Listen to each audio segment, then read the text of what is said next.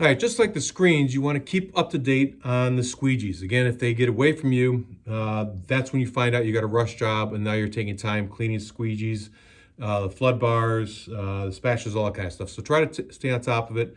The only squeegees that we don't really clean are the white, black, and gray squeegees.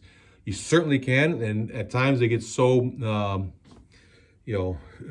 muddied up that they need to clean, solid cleaning. But since we use those colors all the time, I don't always clean them. The rags are used the same way over here. Folded in fours, we use the same mineral spirits. We use the blue rags.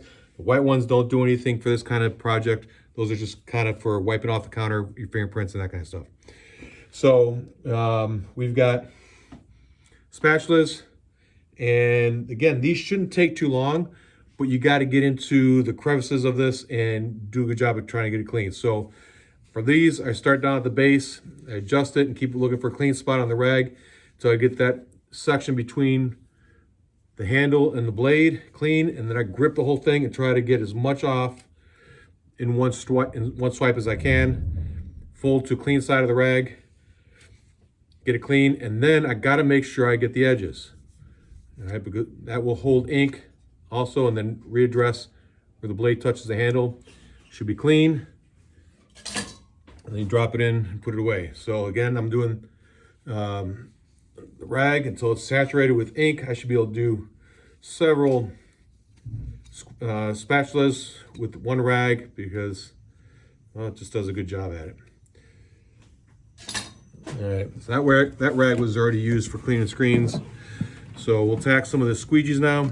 Same thing, squeeze the material back, or the mineral spirits back in the container. On the squeegees and flood bars, I usually start with the flood bar.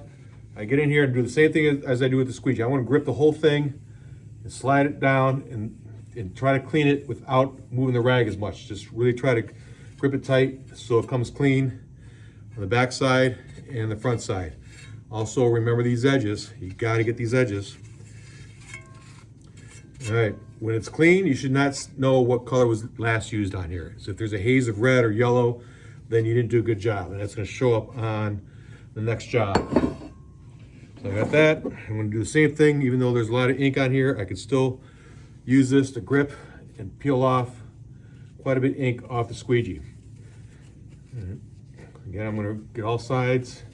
Don't forget the ends. Sometimes people forget that, and then we start putting ink in there and it changes the color. So this one gets pretty clean pretty quick. There's ink. Can't really see it up on the edges here. I got to get that. Anything that's in the track. And then this edge, it's right along there. I'll usually take this the paper towel and with my nail, dig it in there and get that clean. If you don't, when it starts printing, these squeegees flex, it'll drop some of that ink back into production, and you don't want that. You're gonna change the color. So I'm not worried about what's in here. That gets packed, it's not gonna do anything as long as you wipe off the surface. And then I keep these side by side, right? So I used maybe one rag for both of those. And this one's still got plenty of clean area that I can still tack some more. So all the squeegees, the flood bars, whether it's on the automatic or the manual, again, you want to keep up with, because that's when you're going to find out you really need it. Now you got to spend time cleaning it. And also the oils from the ink gets into the material for the squeegee material that you really don't want. So keep that up to date, keep them clean, take care of your equipment, and everything will run much smoother.